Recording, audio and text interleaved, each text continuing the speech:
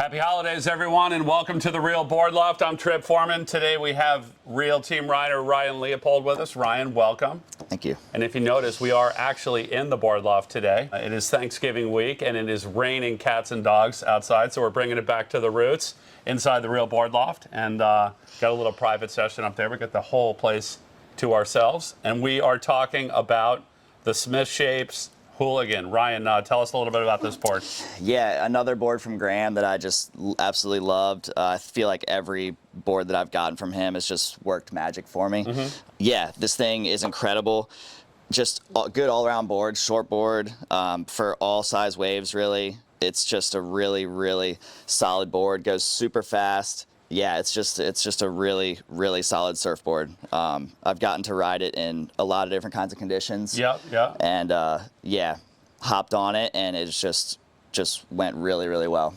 Awesome, man. So let's dig into this board a little bit. Like when they released the board, they were calling it like a daily driver, something you could throw in your car and just basically go to the beach and kind of surf it 9 out of 10 days. Yep. Definitely looks like it's got a little bit like of hip here in the back and a little bit more tail area with that squash tail. What sort of conditions did you ride it in? Like kind of give us a wave range, smallest to biggest that it worked really well in. I mean, I haven't gotten anything like super, super big yet, but I feel like it could go all the way up to 8, 6, 8, 10 foot. It's got a little bit, I think it's like 29 liters, so that's like kind of like a beefed up shortboard for my weight. Okay. Which I love. I mean, it's gonna work well all winter long with all the extra rubber and stuff too.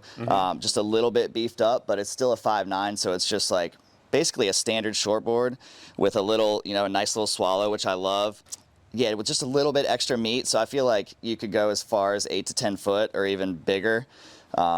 And then, yeah, I mean, down to knee to waist high, probably. The thing just knifes through turns. It's crazy. It just like has so much speed. So you're talking about dimensions. So let's dig into your dimensions and the board's dimensions. What's your height weight, Ryan?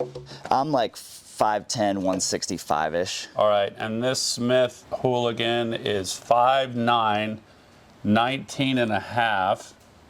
It's looking like maybe 2 3/8. Yep. 29 liters. Exactly, you got it. And it is set up as a dedicated thruster, which all the Hooligans are.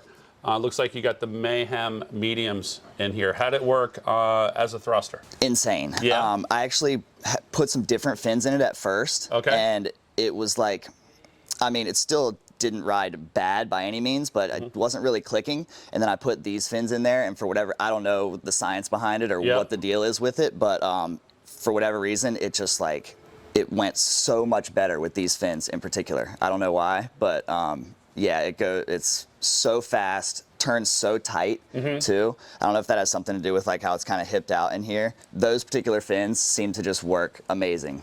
And then how, do you remember what the other fins were? I mean, not to bag on the other fins, but sometimes they work and sometimes they don't. They worked well for me in other boards, which is weird. But they were the FCS. They were like the purple ones. They're called the Reactor, I think. Reactors, okay, yep.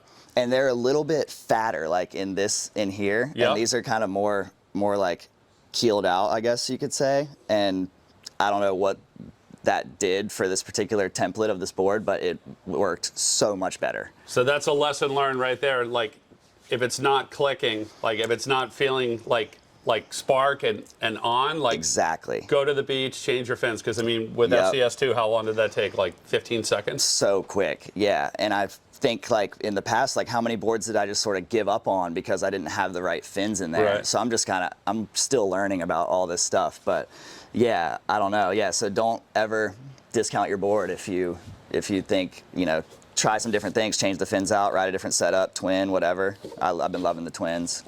Let's talk about this tail pad. Looks like you got the brown wax to the brown pad, like perfectly. It matches. I mean, this is like a nice Thanksgiving color. Oh, it's, right here. It's yeah, like it's perfect color for the holidays. It's one of my favorite colors. Yeah, I love like a rust or olive. Yeah, we love rust down here in the Outer Banks too. We've got it everywhere. Yeah, now I do even too. Even the sand rust in the Outer Banks. Yeah.